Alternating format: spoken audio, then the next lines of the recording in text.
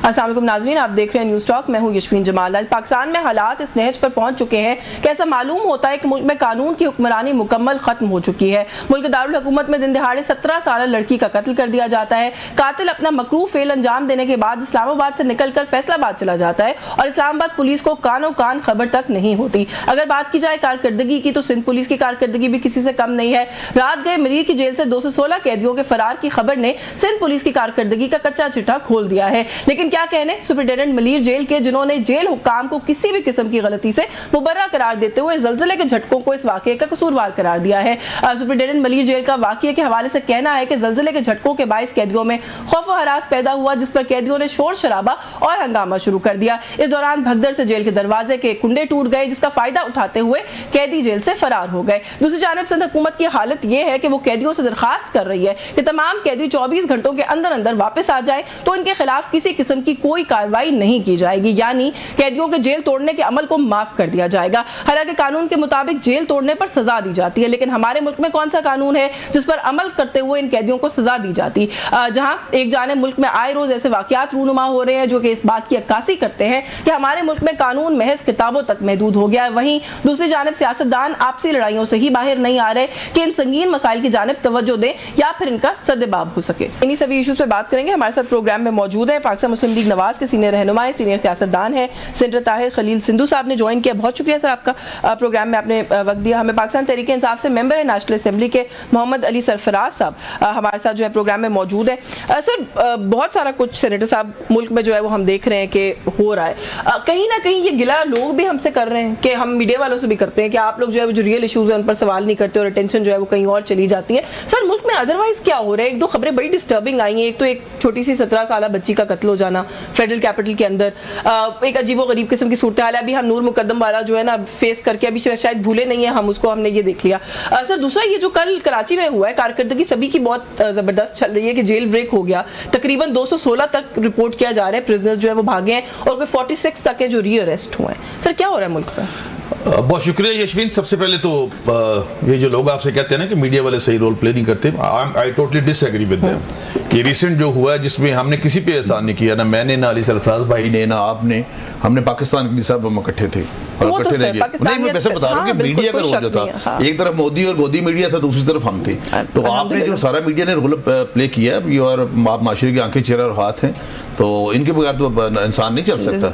दूसरे नंबर पर मैं ये जो आज का ये जो सना वाला वाकया, इट्स रियली क्या कहना चाहिए, बड़ा ही आज ह्यूमन राइट्स हमारी कमेटी स्टैंडिंग कमेटी की मीटिंग थी तो उसमें भी बात ये आई और फिर आईजी साहब और डीआईजी साहब ने उसी वक्त मैसेज आया कि ये मुलजिम जो है वो गिरफ्तार हो गया।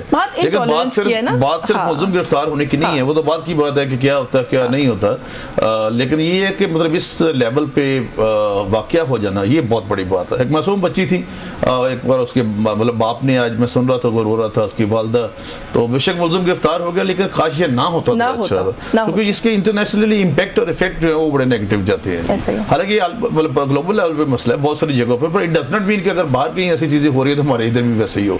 तो मैं इसको दूसरा जो सिंध वाला वाकया है वो भी मैं समझता हूँ कि एक तो वो सारे के सारे डर गए जब ज़लज़ला आया, अर्थक्वेक आया और उसका भी एक खौफ था, और दूसरा कहीं ना कहीं सिक्योरिटी लूप होल भी होगा और उन्होंने नकारी किया, मुअत्तल तो किया उन्होंने अपने जो डीआईजी जेल खाना जाते हैं उसको। लेकिन अभी देखते हैं कि आगे जाके क्या होता है और क्या मुलजमान, क्योंकि समटाइम देयर आर सारी डेंजरस होते हैं अपना जो मुजरमान है। देखिए ना कराची का सर आपको मुझसे बेहतर पता है क्राइम रेट का पहले ही क्या जी बहुत कराची में तो जाता, कराची में तो चूंकि मैं फैसलाबाद हूँ, कराची जाता पता जहाज भी आता अखबार पे, जब ये वक्त मतलब हमने देखा जब एक वक्त था ऐसा गुजरा, ऐसा वक्त गुजरा। आप you belong from Karachi, sorry तो ये इस तरह से ये हो रहा है, लेकिन ये सब बदकिस्मती बदबख्ती है कि ये जो हमारे माशरे में जिस तरह से बड़ी मुश्किल से जो एक जो अपना हजूम है वो कौम बना था, और इस ये जो जंग है मैं तो समझता हूँ कि बेशक हमारे सिविलियंस शहीद हुए, हमारे फौजी शहीद हुए और बहुत नुकसान हुआ, लेकिन इससे एक ब्लेसिंग डिस्गाइज भी है कि इसने हमें हजूम से कौम भी जरूर बनाया। नेशनल स्पिरिट रिवाइव हुआ है, इसमें कोई शक नहीं। लेवल पे मैं तो ज़्यादा पहली दोनों जगह मैं तो छोटा था 71 में बिल्कुल, तो लेकिन हमने देखा अब कि अब जिस तरह से एक कॉमन मैन जो है बगैर without any distinction about the caste, creed, religion, party, सब इकट्ठे थे और यही वजह होगा कि आज इंडिया आइसोलेशन में चला गया और हम हमारे साथ मिसकैलकुलेट भी किया ना इंडिया ने, दे थॉट कि पॉलिटिकल पोलराइजेशन है, हम शायद उसको। लेकिन before I go to Ali Sahab, क्योंकि आप गवर्नमेंट में सर एक पॉजिटिविटी आई, हमने देखा कि वो आई, आपने अप्रिशिएट किया, बल्कि अभी अली सरफराज साहब को भी कि इन लोगों ने भी बिल्कुल कि इन लोगों ने भी अपना वो किरदार अदा किया, पाकिस्तानी होने का पूरा सबूत दिया, इसमें कोई शक नहीं है। सर कैपिटलाइज क्यों नहीं कर सकी गवर्नमेंट इस पॉजिटिविटी को? कर लेना चाहिए था। ये होगा दोनों तरफ से, ये मतलब इसको कहते हैं जक्सटापोजिशन, अगर हम देखेंगे तो ये दोनों तरफ से होगा। कुछ अली भाई के जो है, मतलब अली भाई के जो सीनियर्स पहले से जमात में हैं या व्हाट्सएवर, वो जब जाते हैं उधर, तो आज भी मैं सुन रहा था अभी थोड़ी देर पहले अफजल चांद के साथ और दूसरे उसके एक सीनियर जर्नलिस्ट थे उनके साथ, तो वहाँ से वो इनके बानी या व्हाट्सएवर वो कुछ और कहते हैं बाहर आके, मतलब एक ही वक्त में अलीमा खान साहब और दूसरे आए हैं अपना बैरिस्टर गंडापुर साहब है, नहीं ये दोनों इकट्ठे मुलाकात हुई है और बाहर आके दोनों की स्टेटमेंट अलग हो गई। तो ये मुझे नहीं पता कि इसके पीछे क्या है, लेकिन ये नुकसान जो है ये इस जमात का होगा। ये पॉलिटिकल पार्टी है, मैं तो कभी भी नहीं कहूंगा, बाकी सारे मसाइल अपनी जगह पे, केस अदालतों में है, व्हाट्सएवर जो अदालतें फैसला करें, लेकिन इनकी आपस के बहुत शदीद तरीन इख्तलाफात हो चुके हैं। 14 ग्रुप हैं आज के दिन तक, कल के दिन तक, आज का मुझे नहीं पता अभी कितने और होते हैं। जिसका नुकसान आप कह रहे हैं कि जी वो इनको भी होगा, कंसेंसस भी नहीं होगा जब तक ये कंसेंसस। हमने जी कल प्राइम मिनिस्टर साहब से सीनियर जो मिले हैं जर्नलिस्ट सारे, काफी लोग मिले हैं, आपके भी थे, तो उन्होंने उसमें कहा कि हमने फिर बैरिस्टर गौर साहब को दावत दी है कि बैठे बात कर। देखिए बात जो यशवीन हुई है मुज़ाकरा से हल होनी है, कोई ऐसा तीसरा रास्ता ही नहीं है। और तीसरा ये कि जिनसे ये मुज़ाकरात ये करना चाहते हैं जो हमेशा एक तरफ से कहते हैं कि वो एस्टेब्लिशमेंट या फौज, मैं सीधा कहता हूँ फौज, कल का मुझे अली सरफराज साहब ने दलील कर दी है कि फौज मुदाखलत ना करे, और दूसरी तरफ कहते हैं कि हमने उनसे मुज़ाकरात करने, वो नहीं करेंगे। इनका 50% काम हुआ है, ये माने वो नहीं मानते, वो नहीं मानते 50% काम हो गया जी। अली सरफराज साहब 50% काम हो गया सर। सियासतदान को, सियासी जमात को, वैसे भी आपको नहीं लगता कि अपनी कम्युनिटी के अंदर सियासतदानों से ही बात करना सूट भी करता है और जेब भी देता है? दूसरी बात सर, जो मैंने इनसे सवाल पूछा कि एक पॉजिटिविटी आई थी, इन्होंने कैपिटलाइज क्यों नहीं किया उसको, ये कहते हैं कि कैपिटलाइज हम नहीं कर सकते, ताली दो हाथ से बजती है। किसी हद तक बात दुरुस्त नहीं है सर। आप लोग अगर 2 कदम ये आ रहे हैं तो 1 कदम आगे नहीं बढ़ेंगे, तो किस तरीके से मुल्क में ये सियासी पोलराइजेशन जो है ये खत्म हो सकती है या कम होगी? देखें जी यशवीन, पहली तो मैं इनका अस्सलाम वालेकुम, एक तो खलील साहब ने जो बात की ना कि अली सरफराज ने कल के इनको डिलीट कर दिया, मैंने तो कि फौज का कल नाम भी नहीं लिया था। एक जगह पे ये नहीं मैं मुकरा नहीं, मैं आप उठा के प्रोग्राम देख ले, मैं सिर्फ फैक्ट पे बात करूं। मैं देखें जी हमारे मुल्क की फौज है, मैंने अगर कहीं तनकीद भी करनी होगी तो मैं कर जाऊंगा, मगर मैंने अब एक बात ही नहीं की तो ये तो ना करे। मैंने कल इन्होंने बाजवा साहब का नाम लेने से ये घबरा रहे थे, दूसरे थे, दूसरे जिनसे आप फैज जनरल फैज का नाम पहले ये काफी देर कहते रहे जी मुझे नाम नहीं याद आ रहा, अच्छे साफ तरीके से, फिर एंड में इनको याद आ गया तो मैं खुल के काम करते हो। बात वही होती है जो बंदा खुल के कर ले, इसमें क्या है, सही बात। अच्छा जनाब, बात ये है कि खलील भाई का मैं बड़ा शुक्रगुजार हूँ जी, मुझे बड़े हमेशा प्यार से डील करते हैं, बड़े भाइयों की तरह, मेरे शहरदार भी हैं। मैं हर प्रोग्राम के अंदर पहले मेरे वालिद की तारीफ से बात शुरू करते हैं, ये इनकी शफकत है जी, उन्होंने आज प्रोग्राम से पहले मुझसे बात की, वेरी काइंड ऑफ हिम। लेकिन एक बात ये गलत कर रहे हैं कि जी हमारी तरफ से, अच्छा ये एक तो बड़े वसूख से हर प्रोग्राम में बैठ गए थे, हमारे 14 ग्रुप है, मैं रात सारी गिन पागल हो गया, मुझे तो नहीं समझ आई ये 14 कैसे बना रहे हैं। देखिए सियासी इख्तलाफात बहुत सारी चीजों पे सियासी जमातों में, तो मैं खलील साहब को एक बात बताना चाहूंगा कि हमारी जमात में किसी किस्म का कोई ग्रुप नहीं है। ये जमात जो है ना बेसिकली पीटीआई, इसके अंदर जितने लोग भी हैं, हमारी जमात का हुस्न ये है कि we tend to disagree on a lot of things with each other. उसका मतलब ग्रुपिंग नहीं होता। हमारी जमात बड़ी जमहूरी है ना, यहाँ पे डिसएग्रीमेंट्स चलते हैं, 100% व्यूज सबके किसी बात पे कभी नहीं भी मिलते होते। हमारी जमात इनकी जमात की तरह नहीं है ना, यहाँ पे इख्तलाफ राय होता है, लेकिन एक बात पे सारे मुत्तफिक हैं कि इमरान खान हमारा लीडर है, ये इमरान खान की जमात है। जितना मर्जी किसी को इख्तलाफ हो जाए, कोई बंदा जमात छोड़ के नहीं गया। जब मार्शल लॉ का दौर आया था नून लीग में, जब जनरल मुशर्रफ साहब ने मार्शल लॉ लगाया था और नून लीग के ऊपर जरा मुश्किल वक्त आया था, तो नून लीग में बंदा ही कोई नहीं रह गया था, ग्रुप तो बाद की बात है। हमारे सारे बंदे इंटैक्ट है, चले, मैंने बीच में वैसे आपको इंटरप्ट नहीं किया, मैंने कहा अपना पॉइंट पूरा फॉरवर्ड कर ले, पुट फॉरवर्ड कर ले, लेकिन सर ये तो कोई नहीं मानेगा। चले 14 पूरे नहीं होते, मान जाए तो 3-4 तो पूरे कर लेते हैं। मैं और आप बैठ के लाइटर नोट पे बात करना चाहता हूं। जी जरूर, कि अगर मैंने कह दिया 14 है तो आप कहते कोई ग्रुप भी नहीं है, तो फिर आप गिन क्यों रहे थे जी कितने? हाँ, वो जो आपने गिने वो कितने निकले ये बता दें। नहीं जो आपने गिने भाई वो बता दें। नहीं देखिए, मैं पहले नहीं वो आप बात ठीक कह रहे हैं कि मुझे पता है आपने आगे ये कह, देखिए मैं जब हमारा कई जगहों पे इख्तिलाफ राय होता है, 4 किस्म की राय भी होती है, मैं वो इख्तिलाफ राय को मैं तो ग्रुपिंग कहता ही नहीं, लेकिन अगर उसको भी ग्रुप गिन ले तो ज्यादा से ज्यादा इख्तिलाफात कोई 2 किस्म के ओपिनियन हो जाएंगे, 3 किस्म के हो जाएंगे, 14 केड़े ओपिनियन है सर? डर्टी अपना डर्टी लिनन पब्लिक में नहीं धोते, ये तो आपको पता है ना सर। मैं देखिए जो आप बात कर रहे हैं वो डेमोक्रेसी नहीं, आई एम सॉरी, वो ग्रुपिंग है। डेमोक्रेसी होती है जब बंद कमरे में अपने लीडर से आप इख्तिलाफ करते हैं, आप आपस में पार्टी वाले इख्तिलाफ करते हैं, सौदा फकरे, हेल्दी एटीट्यूड है। लेकिन सर आप लोग तो कैमरों के आगे आगे इख्तिलाफ करते हैं, आप लोग तो एक दूसरे को झूठा डिक्लेयर करते हैं कि वो जो वो कह रहा है वो गलत कह रहा है, जो मैं कह रहा हूं वो सही। अब जो बात अभी सेंटर साहब ने की बड़ी वैलिड बात है कि 2 लोग अगर एक ही वक्त में खान साहब से मिलकर आए और खान साहब के 2 अलग बयान बताएं, तो अब बता दें किस पे एतबार करना है? नहीं, खान साहब का बयान बड़ा मेरे हिसाब से तो है ही बड़ा स्टैंडर्डाइज्ड, को खास फर्क नहीं है बयान में। देखिए 2 बंदों का बयान करने में थोड़ा बहुत फर्क हो सकता है। खान साहब ने बड़ी कैटेगोरिक बातें की हैं। हाँ। हमने इस जंग में खान साहब की इंस्ट्रक्शंस पर भी, मुहिब्बे वतन होने के तौर पे भी, पाकिस्तानी होने के तौर पे भी हुकूमत का साथ दिया और उसको सबने अप्रिशिएट भी किया। हमने पूरा पाकिस्तानी होने का सबूत दिया और इंडिया के दांत खट्टे हुए, उनको कोई हमें तफरीक नजर नहीं आई पाकिस्तानियों में। हालांकि हमारे इंटरनल रिफ्ट्स है, हमारे इख्तिलाफात हुकूमत के साथ हैं, लेकिन हमने कोई चीज नजर नहीं आने दी इंटरनेशनल पर्दे पे।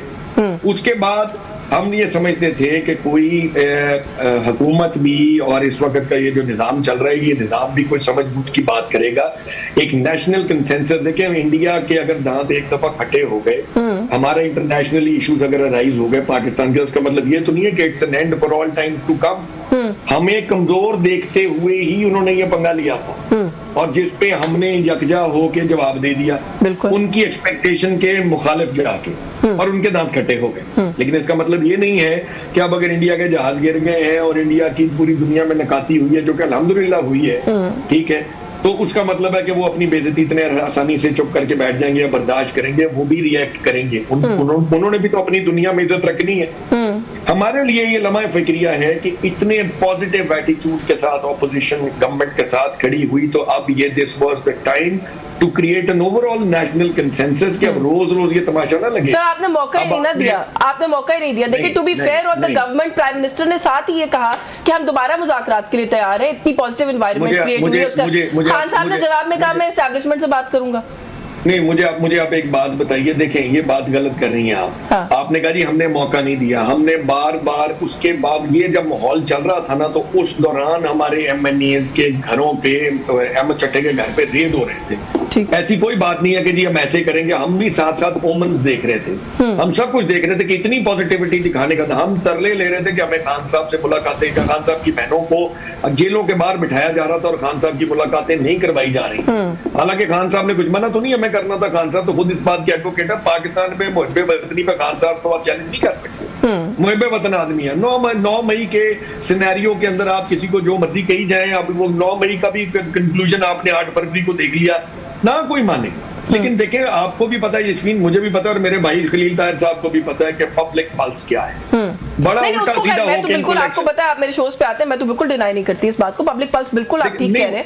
जी, अब पब्लिक पल्स देखें ना, पब्लिक पल्स ही असल चीज होती है, पब्लिक रिप्रेजेंटेशन ही असल चीज होती है। सियासी पार्टियों ने मुल्क चलाने होते हैं और जो इलेक्टेड पार्टी होती है उन्होंने चलाने होते हैं। अब हमारा इनके साथ क्या निगोशिएशन हो, देखें जब आप कहते हैं जी खान साहब ने कहा जी हम इनसे क्या बात करेंगे, हम इनसे क्या बात, आप मुझे बताएं कि मैं और ताहिर खलील साहब एक प्लेटफॉर्म, हम एक जगह इकट्ठे होकर बैठ जाए, हम आपस में गुफ्तगू करने लग पड़े। मैं इनको कहूँ खलील ताहिर भाई ਤੁਹਾਡੀ जमात ने साड़ियां 97 सीटां मार लिया ने, अपने 97 बंदे को उठ के असेंबली तो बाहर चले जाते, साडे बंदे बिठा दे, मानेंगे कभी? नहीं मानेंगे सर। नहीं, आई टेक योर पॉइंट। मुझे आपको सॉरी इंटरप्ट करना पड़ेगा, मुझे एक ब्रेक लेनी है, ब्रेक से वापस आके आई टेक योर पॉइंट। आप जो कह रहे हैं और जो एक आपने एक लिस्ट डाउन किया ना कि बहुत सारी ऐसी चीजें साथ साथ हो रही थी जो कि शायद इस बात को सपोर्ट नहीं करती थी कि हुकूमत मुज़ाकरात करने के लिए संजीदा। इस पे बात करती हूँ इस ब्रेक के बाद। म्यूजिक ब्रेक का वक्त हो रहा है, हमारे साथ रहिए। वेलकम बैक नाज़रीन। ब्रेक पे जाने से पहले जो हम बात कर रहे थे सर, जो अभी बात हुई ना पॉजिटिविटी की, ब्रेक पे से पहले हम बात कर रहे थे, प्राइम मिनिस्टर ने भी एक्सटेंड किया अपनी एक ख्वाहिश का इजहार किया जी कि हम मुज़ाकरात दोबारा कर सकते हैं। अली साहब ने उसका जवाब दिया और मेरा ख्याल है कहीं ना कहीं इस बात के अंदर वजन है कि वो ये कहते हैं कि जब आप किसी से दो अग्रीव पार्टीज आपस में बैठने की कोशिश करती है तो कुछ कॉन्फिडेंस बिल्डिंग मेजर्स भी करने होते हैं। जो कारकुनान हैं, जो लीडरान हैं पार्टी के, उनके घरों पर छापे पड़े, जो मुलाकातें हैं, वो सिलसिला उस दौरान भी रुका रहा। जितना टाइम इतना कुछ चलता रहा भारत के साथ, उस दौरान भी हमने देखा कि उनकी बहनें सड़कों पर बैठी रही। मुलाकात से सर क्या हो जाता है मुझे समझ में नहीं आता। वो चीजें हमने देखा वो भी रुकी नहीं। अभी जो बाई इलेक्शन हुआ है हाल में, ये अभी कल ही की बल्कि बात है, परसों की, सर उसमें जो कुछ हुआ, पाकिस्तान तहरीक इंसाफ को बड़ी रिजर्वेशंस और बहुत सारी चीजें on the face of it दुरुस्त लग भी नहीं रही हैं। देखिए जी, सबसे पहले तो जो आप अभी फरमा रही थी, आपको पता है जब अडियाला जेल के बाहर हमारे लिए काबिल एहतराम है खान साहब की सिस्टर जो है, तो उन्होंने कहा कि ये जंग किया, 2 थप्पड़ इनको मारेंगे ये आराम से बैठ जाएंगे। आपने भी सुना, हमने भी सुना कि इंडिया वाले इनको थप्पड़ मारेंगे 2 और ये बैठ जाएंगे आराम से। ऐसी बात स्टेटमेंट नहीं देनी चाहिए। दूसरे नंबर पे जो मैं अली सरफराज साहब की बात से इस बात तक एग्री करता हूँ कि अगर मुज़ाकरात करने हैं तो मैं ज़ाती तौर पर तो मेरा फैब्रिक ही नहीं कि मैं किसी के, आज तक मेरा कभी किसी से कोई इस लेवल पे इख्तलाफ नहीं होता कि किसी के खिलाफ झूठा पर्चा हो या मतलब चार दीवारी पर तकद्दस पर माल किया जाए। मैं एक ज़िम्मेदारी शहरी हूँ और मैं कभी भी कोशिश करता हूँ कि ऐसा काम ना हो तो अच्छा है। ये फिर चीज़ें भुगतनी भी पड़ती हैं। करें ना फिर सर, अगर इवन आपके दौरे हुकूमत में हो रहा है तो कंडेम करें। नहीं, मैं कंडेम की बात नहीं कर रहा, मैं हूं VIP, very ordinary person party में। आप वीआईपी नहीं है? नहीं, मैं आई एम नॉट वीआईपी। तो शायद ये कुछ और जगहों पे फैसले होते हैं, ये कुछ भी होते हैं, लेकिन मैं I will vehemently agree with Ali Sarfaraz. I appreciate it sir. मैं अगर मुज़ाकरात करने हैं तो जी, अगर मुज़ाकरात करें तो अब भी हाँ मौका ये है कि जिस तरह मिस्टर अली गौहर रियली मतलब शरीफुल नफ्स आदमी है वो, और हम प्रैक्टिस भी हम इकट्ठे करते हैं, मिलते हैं इकट्ठे, सुप्रीम कोर्ट भी, इधर भी, सारी जगहों पे। तो अभी उनको जो कहा गया है, अगर देखिए सारे मुतालबे यशवीन कभी पूरे नहीं होते। जो कुछ हम कर सकते हैं वो तो हम कर सकते हैं ना, जो गवर्नमेंट कर सकती है। तो उसमें अगर ये कि अगर 100 मुतालबे हैं तो उसमें से 25 पूरे हो जाएंगे, 30 पूरे हो जाएंगे, लेकिन एक बैठने का माहौल तो बनाया जाए ना। वो गवर्नमेंट को बनाना होता है। नहीं, you are the big brother ना, बड़ा दिल भी बड़ा करना पड़ेगा। देखिए यशवीन, बिल्कुल यू आर वेरी राइट। ये मैं इस बात से भी एग्री कर लेता हूं कि गवर्नमेंट को बनाना होता है, लेकिन हमने तो बना दिया, हमने तो अपनी जो एक्सटेंड कर दी है इनको ऑफर ना। मिनिस्टर गौर साहब को आप ले ले लाइन पे उनको, क्या उनको नहीं कहा गया? क्या प्राइम मिनिस्टर साहब तो उनको चाहिए अभी फिर बताएं कि ये हमारे बंदे हैं, इनके साथ बैठ के ये मुज़ाकरात से मसले हल हो जाते हैं। बड़े बड़े काम मुझे आप बता दें, पहले एक राउंड हुआ है मुज़ाकरात का, उसमें क्या प्रॉब्लम थी? उसमें प्रॉब्लम ये थी कि एक मीटिंग होती थी, ये कहते थे हमें खान साहब से मशवरा करने दे, आप कहते थे नहीं। असल में मैं आपको पूरी बात बताता हूँ। अहमद डोगर मेरे भाइयों की तरह, बिल्कुल। मैं और वो इकट्ठे, वो पीपल्स पार्टी के एमपी थे फैसलाबाद, सॉरी मुल्तान से 2008 में, और मैं पीएमएलएन की तरफ से था। उसके बाद वो यहाँ पे आगे पीटीआई की तरफ से, he was in that sitting, वो भी बैठे हुए थे। तो उन्होंने जब ये सारी बातें तय हुई तो उन्होंने कहा जी, और बड़ी अच्छी बात की उन्होंने कि ये सारी बातें आपकी दुरुस्त हैं, लेकिन एज ए वर्कर उनको ये चाहिए था कहना, जो उन्होंने कहा कि हमें एक दफ़ा अपने बानी से पूछ ले। तो जब उन्होंने बात की तो बानी से पूछा तो वो आगे से उन्होंने कहा जी नहीं, नॉट एट ऑल। किस बात पे? Not, I don't think so कि किसी बात के ऊपर डिसएग्रीमेंट। मैं बताता हूं ना, अभी तो मिनिस्टर गौर साहब को चूंकि हमारे भाई हैं, लेकिन शायद वो थोड़ा सा गिनती में कमी करके 7 डेज का मतलब होता है वर्किंग डेज, उसमें लिखा हुआ है पेपर में वर्किंग डेज। जी जी, तो उन्होंने जल्दी निकालना होता है। हाँ, तो उसमें छुट्टियां निकालनी होती है, लेकिन उन्होंने कहा नहीं ये माने नहीं, हम कोई मुज़ाकरात नहीं करेंगे। अब इनको सर्टेनिटी जरूर पैदा करनी होगी, और मैं अली भाई से कहूंगा कि ये मिनिस्टर साहब से बात करें, ये भी खान साहब से मिले। ही is a very wise man. Ali साहब को मैं जानता हूं, मैंने आपको मुलाकात करवा देना। मुलाकात होती है सर, बाय आप आई मीन के गवर्नमेंट से कह के मुलाकात करवा दें सर। अली तो रेडी है मिलने के लिए, कौन सा इनकार करते हैं? मुझे 100 मिला जी, मुझे मिला नहीं, वही ना। नहीं, ये वो तो इनकी पार्टी ने कहा कि वो 6 नाम ये भेजेंगे, तो इनका नाम डालना चाहिए ना। लेकिन उसका जवाब है ना सर, देखिए जिनका नाम होता है लिस्ट में वो तो नहीं जाते ना अंदर, तो कोई अपनी मर्जी के लोग जा रहे होते हैं, वो एक लिस्ट में लिस्ट भेजते हैं। नहीं, सीरियसली खान साहब कहते कि मैंने किसके से मिलने, अभी परसों फैसल, आप ये कह रहे हैं कि खान साहब ने कहा कि वलीमा खान से नहीं मिलना चाहते, 3 हफ्ते मुलाकात नहीं हुई। अभी फैसल चौधरी को उन्होंने पार्टी से, उन्होंने कहा ना इनके जो सेक्रेटरी हैं सलमान अकबर जी, उन्होंने कहा कि उनको कमेटी से निकाल दिया, उनको कमेटी से निकाल दिया, वो परसों मिल के आए। तो मीटिंग दे भाई के देर कुछ ना कुछ ऐसी बात चल रही है ना। परसों फैसल चौधरी मिल गए, अक्सर मुलाकात हो रही है उनकी, हालांकि उनको सेक्रेटरी जनरल ने निकाला हुआ है पार्टी से या व्हाट्सएवर। तो ये है, मतलब ये डिपेंड इन पे करता है। लेकिन जनाब अली, ये सवाल आपसे पूछता हूँ मैं, ताहिर भाई, लेकिन जी सबसे पहली बात है, मेरा भाई इतना प्यारा आदमी है, कसम से कमाल ही कर दी इन्होंने, अपने आप को कह दिया जाए वेरी ऑर्डिनरी। नहीं, ये तो वैसे वाकई ये बड़ी हाईलाइट किस्म की वो है बात, ये मैं अपने प्रोग्राम में किसी हाईलाइट में लगाऊंगी। मैं इनको अप्रिशिएट करना चाहता हूं। देखें, कम से कम बंदे में ये बोल्डनेस है, कहते हैं कि मैं ये जुल्म भी नहीं बर्दाश्त करता, मैं इसके हक में भी नहीं हूँ, मैं ये जाली पर्चे देने के भी हक में नहीं हूँ, but I am a very ordinary person, मैं रोक नहीं सकता। चले कम से कम बंदे में इतनी हिम्मत तो है कि बंदा, उसको मॉरल करेज तो है कि एक बात कर सकते हैं on TV platform. I really appreciate it. इनकी बेबसी अपनी जगह, लेकिन चलो इनमें मॉरल करेज तो है, इन्होंने बात एक्सेप्ट तो की है। अब बात, अब जब ये बात एक्सेप्ट करें तो ये भी एक्सेप्ट कर लें कि जनाब अली आप कहते हैं कि फलाने की भी मुलाकात होगी, फलाने की भी मुलाकात होगी, पार्टी ने 6 नाम देने, वो 6 के 6 उठा के कागज फाड़ के साइड पे हो जाता है। मेरा गरीब का नाम कितने जानता है? मैं तो नाम भी नहीं अपना डलवाता, मुझे पता मेरा नाम डाल गया फिर तो पक्की गल होगी कि मैंने कितने मिलन देना। तो उसके मतलब है जिनके आगे नाम जाते हैं उनको कौन मिलने देता है? हाँ। तो जब आप कहते हैं कि जी पार्टी ने नाम देने हैं तो साथ ये खुद ही कही जा रहे हैं कि नहीं जी वो तो फिर वो आगे बंदे तो आ रहा है। अली भाई जितना बड़ा आपका नाम है ना आपके वालिद मोहतरम की वजह से, मैं दोबारा फिर ऑन टीवी कह रहा हूँ, ऑन कैमरा कह रहा हूँ, भाईजान आपको किसने रोकना है? आपको किसने रोकना है? नहीं वैसे भी मैंने नोटिस किया अली, आप बहुत सारी चीजों पे ना सेंटर साहब को तो नहीं, लेकिन इनकी पार्टी को हल्का ले रहे हैं। अभी थोड़ी देर पहले भी आपने कहा कि वो बाजवा साहब का नाम लेने से डरे थे। He comes from a party जो नहीं डरती है ऐसे नाम लेने से, ना वो खुद डरते। ख्वाजा आसिफ साहब की स्टेटमेंट सर आपने नहीं देखी है? वो कह रहे हैं हमारी सारी नस्लों ने इतनी सियासत नहीं की जितनी बाजवा साहब कर गए अपने टेन्योर के अंदर। वो तो मतलब पब्लिकली नाम ले रहे हैं। हाँ बड़ी दिलेरी से बयान देते हैं। बड़ा ब्रीफ स्टेटमेंट है। कभी ख्वाजा साहब को भी ये क्रेडिट जाता है, वो बड़े-बड़े बयान दे जाते हैं, बड़े-बड़े बयान दे जाते हैं। बहुत दिलेर आदमी है वो, तो कई दफा ऐसा बयान देते हैं ऑपोजिशन का भी तरह निकल जाता है, हुकूमत का भी तरह निकल जाता है, समझ नहीं आती क्या कह गए। बहरहाल जी बात ये है कि मैं तो बड़ा अदना से अपनी जमात का कारकुन हूँ। मेरी जमात में बड़ी सीनियर लोग हैं, मेरे से बहुत अच्छे लोग हैं जिनको अगर आप खान साहब से मिलने दें, जिनका राइटफुल नहीं चले सर, थोड़ा सा मुझे एक ब्रीफ कमेंट करते हैं, फिर मैंने ये बाजवा साहब वाली बात है जरा मैंने पूछनी है सेंटर साहब से भी, लेकिन आप मुझे सर ये बता देंगे मुज़ाकरात वाले टॉपिक से I want to move on के शिबली फराज साहब की स्टेटमेंट मैंने आज की देखी है। वो ये कह रहे हैं कि अगर हुकूमत संजीदा है तो हम बातचीत कर सकते हैं। सर फिर दूसरी तरफ आप लोग कहते हैं खान साहब ने बल्कि ट्वीट कर दिया, फिर उसके बाद स्टेटमेंट आ गई कि खान साहब कहते हैं जी कोई बातचीत नहीं, बातचीत तो एस्टैब्लिशमेंट से होगी। सर ये वजाहत कर दें एक दफा, ताकि ये मसला वन वे और दी अदर एक तरफ चला जाए कि आप लोग और आपकी लीडरशिप जो है क्या एक पेज पर नहीं है इस इशू को लेकर? हम सारे एक पेज पे हैं। हाँ। जब शिबली फराज साहब अगर को बात करते हैं अगर हुकूमत संजीदा है तो वो उनकी वो एक एक्सपरा है। कैसे शो करें कि संजीदा है हुकूमत? वो कर नहीं सकती ना जी, संजीदगी ये बेचारे शो कर ही नहीं सकते। देखिए यशवीन मैं बताता हूं, हम संजीदा हैं, ये रंजीदा हैं। हम संजीदा इसलिए कि हमने बैरिस्टर गौहर को लेटर देखा दोबारा के आप मुज़ाकरात की टेबल पे आए। देखिए मेरी बात सुने, हुकूमत संजीदा हो ही नहीं सकती। मैं आपको कैटेगरी देखिए हाईएस्ट ऑफिस है ना प्राइम मिनिस्टर का, उन्होंने कह दिया, अब और क्या करें? यशवीन जिन्होंने कह दिया उन्हीं को तो स्टेप डाउन करना पड़ना है। हाईएस्ट ऑफिस का ही तो रौला है।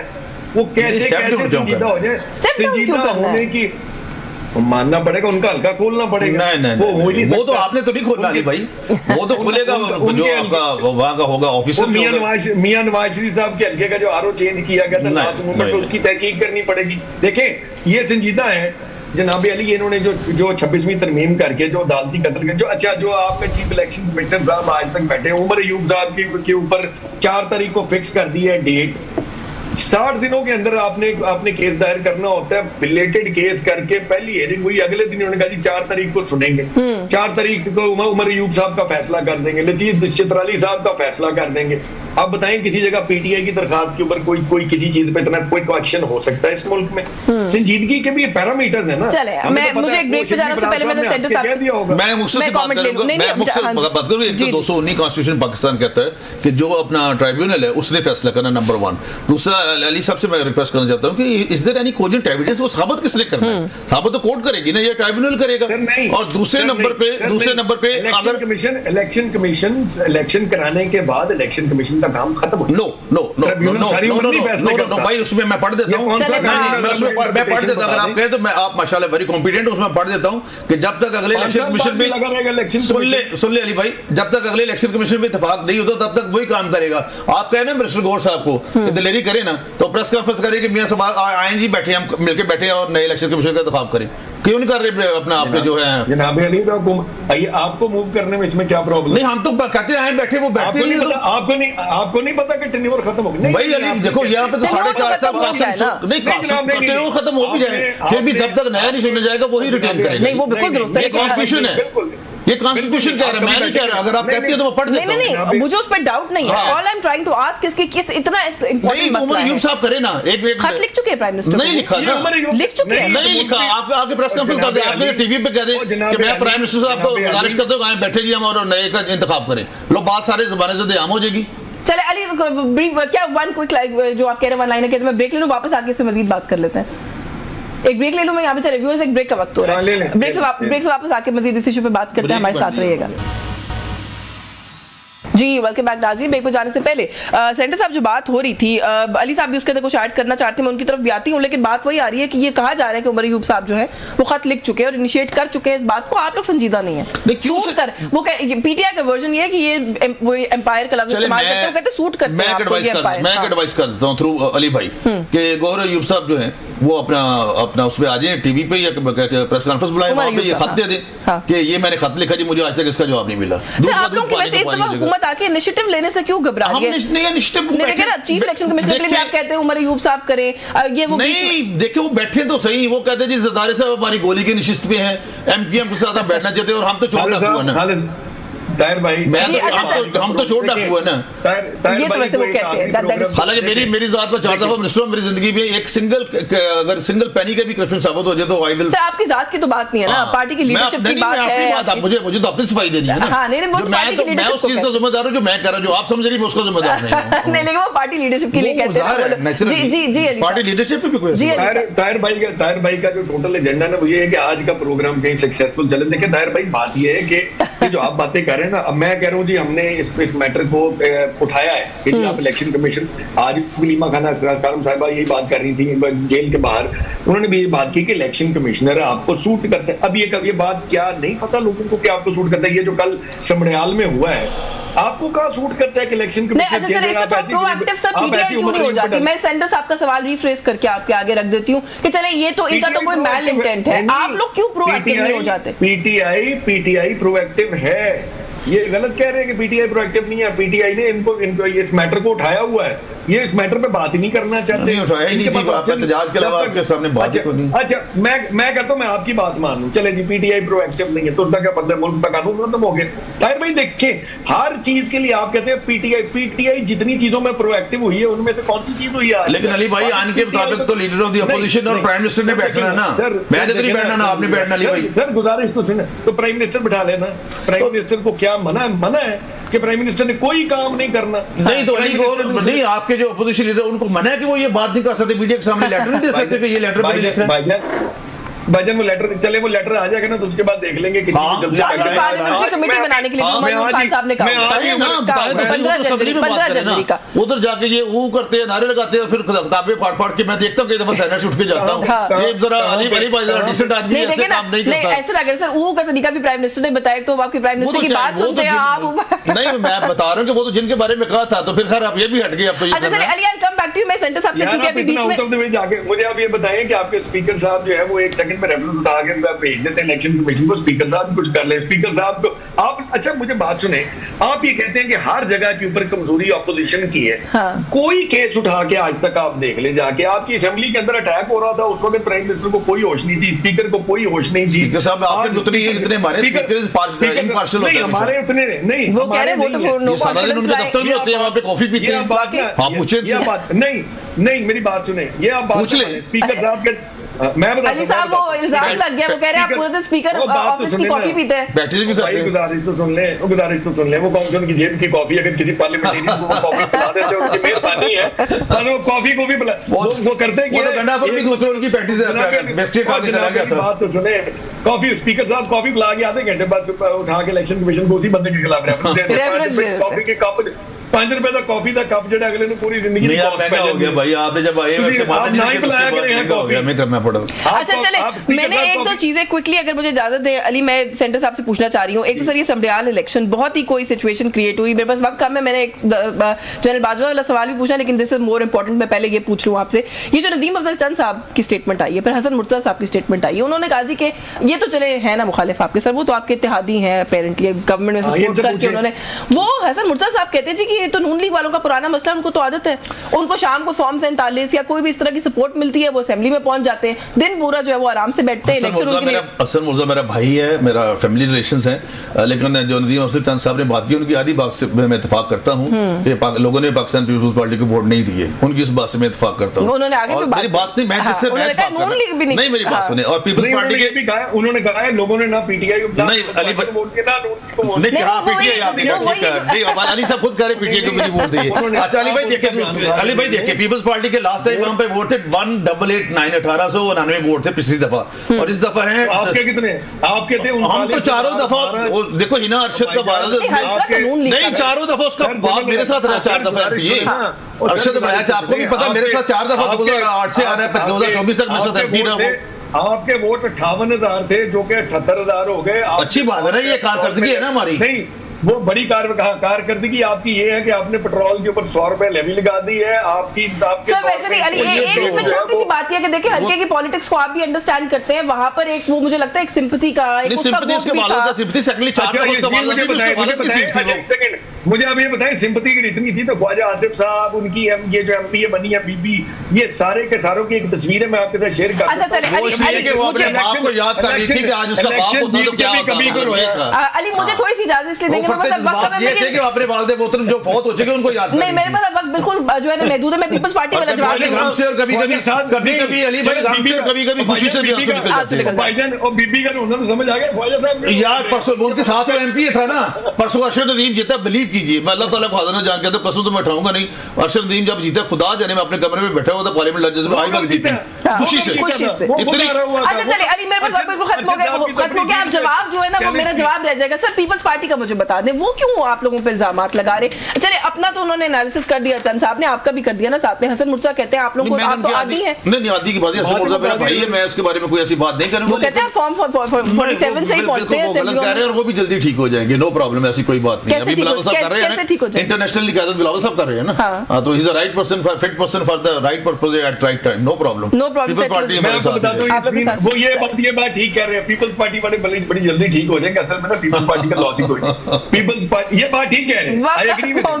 अब ये जो आपने कहा है पीपल्स पार्टी ठीक हो जाएगी, ये मेरा ख्याल है प्रोग्राम वाइंड अप करके आपसे पूछती हूँ आप क्यों कह रहे हैं। बहुत शुक्रिया आपका मोहम्मद अली सरफराज साहब, आपके वक्त के लिए सेंटर ताहिर खलील सिंधु साहब से thank you so much for your time. Viewers news talk से आज के लिए बस यही कुछ, मुझे इजाजत दीजिए, अल्लाह हाफिज।